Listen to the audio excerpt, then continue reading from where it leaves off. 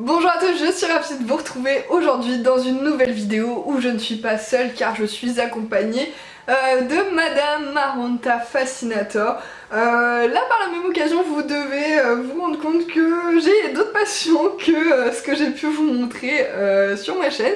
J'ai énormément de passions mais celle-ci je l'avais pas présentée encore. C'est celle pour les plantes, mon amour inconditionnel pour elles. Ça fait quelques années que je m'y intéresse vraiment, j'ai toujours aimé les plantes, le jardinage, c'est quelque chose que je faisais tout le temps depuis que j'étais petite, depuis que à l'âge de, je crois que j'avais 10 ans quand on a emménagé dans notre maison avec mes parents. Depuis ce jour-là j'ai toujours eu un potager tous les ans. Et c'est vrai que le fait de vivre maintenant à Paris, la nature me manquait. Du coup il y a 2 ans quand j'ai aménagé ici, j'ai commencé ma collection de plantes.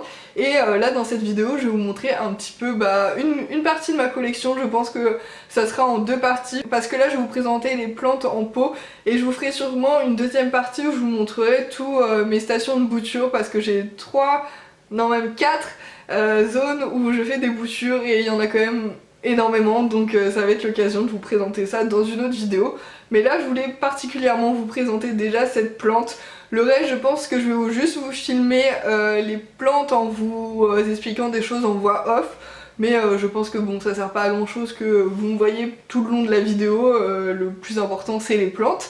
Donc celle-ci c'est vraiment un petit coup de cœur en fait. Quand je l'ai vue j'ai été fascinée par ces petites nervures qu'elle peut avoir sur les feuilles, les petites nervures rouges et sur le feuillage qui est juste mais incroyable.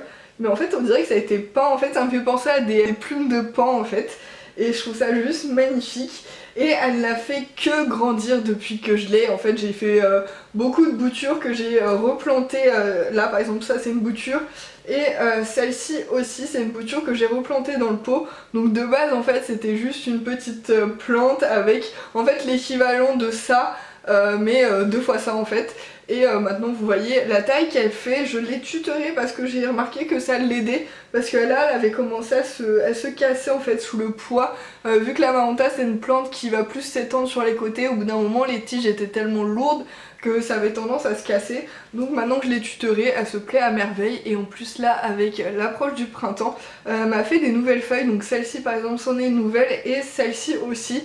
Elles se sont déroulées il y a 2-3 jours. Donc là c'était juste la folie de voir la nature reprendre ses droits après l'hiver. Donc c'est très cool à voir. Et c'est une plante que j'aime énormément et je pense que c'est l'une de mes favorites, donc il fallait que je vous la présente en direct. Et maintenant je vous laisse avec le reste de la vidéo, avec toutes mes autres plantes et j'espère que ça va vous plaire et je vous souhaite un bon visionnage. C'est parti.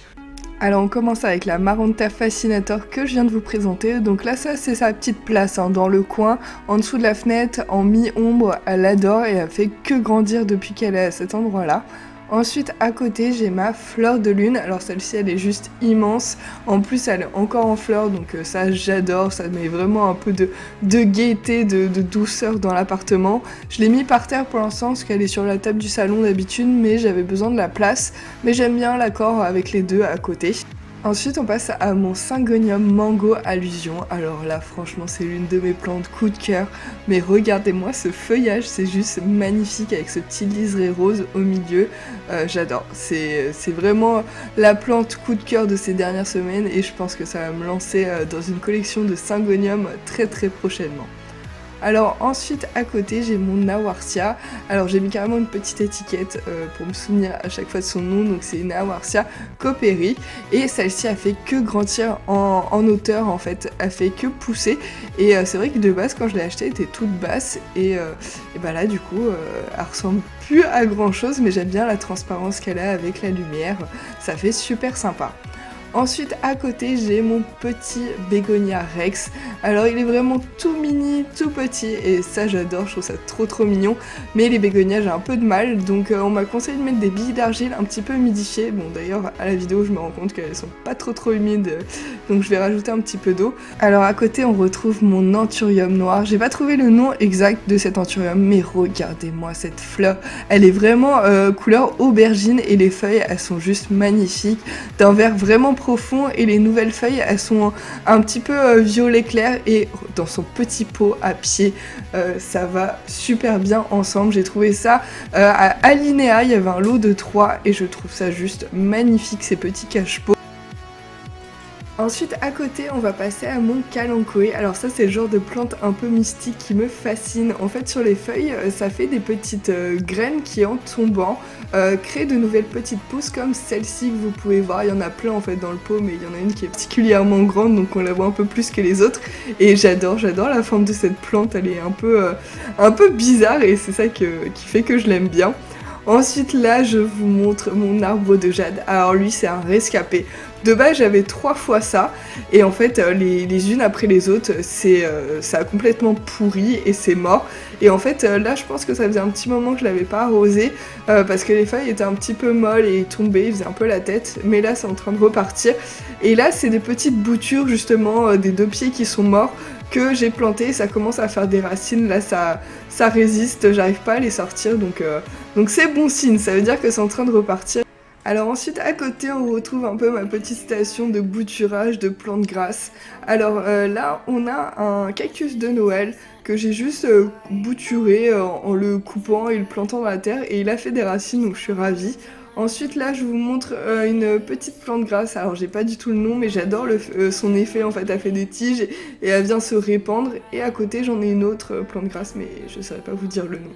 Alors ensuite j'ai mon bégonia tamaya, alors lui je l'adore, il vient d'une bouture que j'ai faite de celui que j'ai offert à ma grand-mère pour ses 80 ans et je l'adore, il a une forte valeur sentimentale pour moi et j'adore voir ses nouvelles feuilles, il arrête pas de m'en faire, il est quasiment tout le temps en fleurs et je trouve ça juste magnifique, il pousse un peu n'importe comment, il ressemble pas à grand chose mais je l'adore. Ensuite à côté on a une sorte de petite composition que j'ai fait avec de la misère pourpre qui grimpe vraiment en hauteur, du coup je l'ai tutoré pour donner du volume. Et en dessous j'ai mon pothos golden, mon golden pothos plutôt, ça c'est une bouture que, enfin les deux viennent en fait de ma maman, ça c'est des plantes qu'elle a partout chez elle et du coup bah, je les ai récupérées et elles poussent très bien chez moi, elles se portent très bien, j'adore le panaché de ce pothos.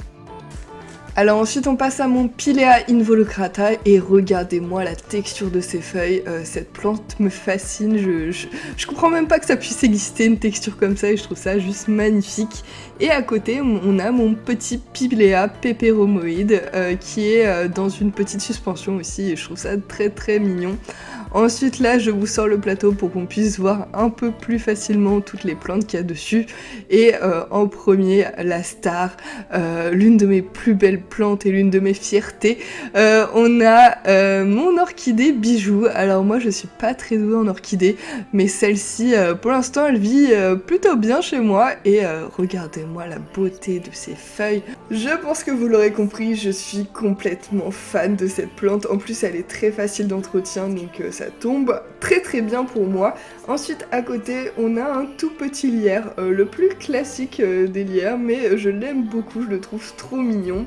Ensuite on passe à mes ficus ginseng. Alors le premier, mais regardez-moi comment il a poussé, tout ce que vous voyez en vert clair ce sont des nouvelles pousses et il arrête pas, il fait que pousser. Celui-ci est un peu plus timide mais j'ai bon espoir qu'il grandisse aussi bien que l'autre. Et là on passe à l'une de mes plantes favorites, pourtant elle est très classique, c'est un Peperomia hope et c'est le genre de plante que j'adore bouturer et donner un peu à tout le monde. Alors ensuite on passe à mes plantes qui sont à l'étage d'au-dessus. Et là, une de mes plantes favorites, c'est le pothos néon et le philodendron néon. Alors, je les mets les deux à côté parce que j'aime beaucoup le fait qu'ils se ressemblent tous les deux, mais ce sont bien deux plantes différentes. On voit le pothos a les feuilles plus en forme de flèche, alors que le philodendron plus en forme de cœur. Et il y a encore d'autres différences que je vous présenterai peut-être dans une autre vidéo. Et à côté, on a mon pothos, mon silver pothos, que j'adore et que je trouve très mignon. Et là je vous montre en fait l'appareil à vinyle, donc j'aime bien quand on met un disque, un vinyle, ça fait très sympa avec toute la montagne de plantes à côté, je trouve ça très joli. Et là je vous sors mon grand ficus ginseng pour vous le présenter. Alors par rapport aux deux premiers que je vous ai présentés, celui-ci c'est un géant. J'aime beaucoup son tronc, en fait, c'est des racines qui sont entrelacées et avec ces 3 grosses racines qui sont emmêlées ensemble, je trouve ça juste magnifique. Ensuite, on passe à l'une de mes plantes favorites. Enfin, je pense que je pourrais dire ça avec toutes mes plantes, mais bon, passons. La Monstera Monkey, ou certains disent Adansonii, mais je crois pas que celle-ci c'est une Adansonii, donc je vais rester sur Monkey. Et elle ne fait que pousser, elle ne s'arrête pas. Elle me fait feuille sur feuille depuis que je l'ai rempotée il y a quelques semaines et moi j'adore. Là par exemple ça c'est une nouvelle feuille, celle-ci est en train de se dérouler. Alors le spectacle de voir les nouvelles feuilles se dérouler, mais c'est juste magnifique. Et il y en a certaines comme celle juste en dessous là qui est cachée par ma main, qui ne se déroule pas entièrement et je trouve ça aussi très joli. Parce que ça fait une autre texture, un autre style et j'aime bien les petits défauts des plantes aussi. Là c'est une autre fleur de lune, celle-ci j'ai pas encore réussi à la faire refleurir. Mais maintenant je sais qu'il faut espacer les arrosages pour la faire souffrir un petit peu pour qu'elle puisse refleurir. J'essaye de bien m'appliquer à le faire. Alors je reviens brièvement sur mon Potospictus parce que je suis passée un petit peu vite tout à l'heure et regardez-moi ces feuilles, je suis juste fan de ce feuillage, il est juste magnifique. Là je vous remonte un petit peu mon philodendron et on va passer à une autre bouture de misère pourpre. Celle-ci, c'est comme celle que je vous ai présentée qui était avec le Golden Pothos. Et je pense que j'ai vraiment pas assez de lumière chez moi parce que là on voit que les premières feuilles sont vraiment violet foncé et plus on grimpe en hauteur, plus ça tige et plus les feuilles s'éclaircissent. Alors ensuite on passe à l'une de mes plus vieilles plantes qui est ce Pilea et j'ai eu beaucoup de misère avec celui-ci. Les feuilles arrêtaient pas de tomber ou de se déformer, de jaunir comme vous pouvez le voir sur celle-ci. Elle est bien déformée et c'est vrai que depuis que j'ai mis Noya, j'ai vu complètement la différence. Comme ça infuse la quantité d'eau qu'il faut, c'est juste parfait. Et la plante a même fait 4 petits rejets que je suis en train de vous montrer. Donc là, ça c'est très bon signe, c'est-à-dire que la plante a l'air de se plaire. Donc c'est-à-dire que l'Oya fonctionne bien. Alors là je vais vous faire une vue d'ensemble un peu de toutes les plantes parce que c'était pas forcément facile de voir toute la composition ensemble, ce que ça donne. Donc faut imaginer que mon appartement est pas très grand, donc c'est pour ça que tout est un peu condensé, elles sont un peu entassées. C'est pas évident de trouver de la place, donc il faut être un petit peu ingénieux.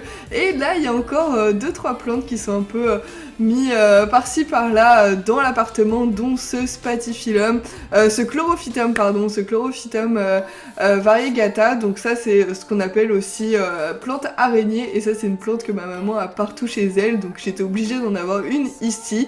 Et ensuite on passe à ma petite collection de cactus. Alors là je saurais pas vous dire les noms, j'ai 3 petits cactus qui sont comme ça avec des petites bougies au milieu, je trouve ça très joli. C'est pas forcément l'endroit idéal pour les cactus, j'aimerais bien les déplacer mais pour l'instant j'ai pas d'étagère, donc ça sera une prochaine étape. Et à côté on a ce joli lierre.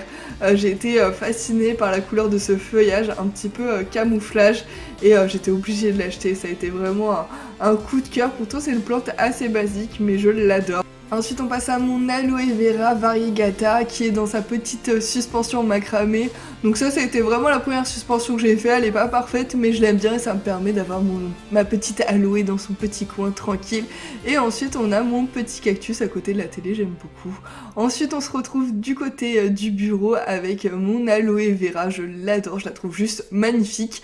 À côté on a une petite sansevieria et un petit cactus. Et j'aime énormément ce petit trio à côté de l'ordinateur, je trouve ça juste magnifique. Ensuite on passe dans la cuisine avec ce petit bocal, donc c'est un petit terrarium dans lequel j'ai mis un petit phytonia vert et rouge, je trouve ça juste très joli. Et moi les phytonias je n'y arrive pas en fait, s'ils sont à l'air libre ils meurent quasiment systématiquement, et en terrarium c'est vraiment une autre affaire, il vit très bien. Et en plus ça me permet de recycler un bocal qui traînait et ça fait une jolie décoration dans la cuisine. Ensuite on passe au caféier qui est à côté, qui est en hydroculture.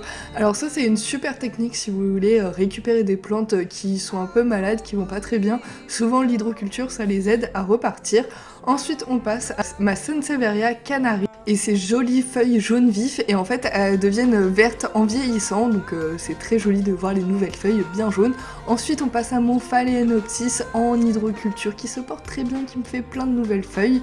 Et on passe à mon petit palmier, je saurais pas trop dire c'est quoi son petit nom, mais il est plutôt sympa et en hydroculture aussi. Et là on passe à mon grand Phalaenopsis. que je n'ai malheureusement jamais réussi à faire refleurir à mon plus grand désespoir. Alors ensuite celle-ci, j'ai un peu honte de vous la présenter, c'est ma Dieffenbachia. Alors elle ressemble strictement à rien, c'est une catastrophe.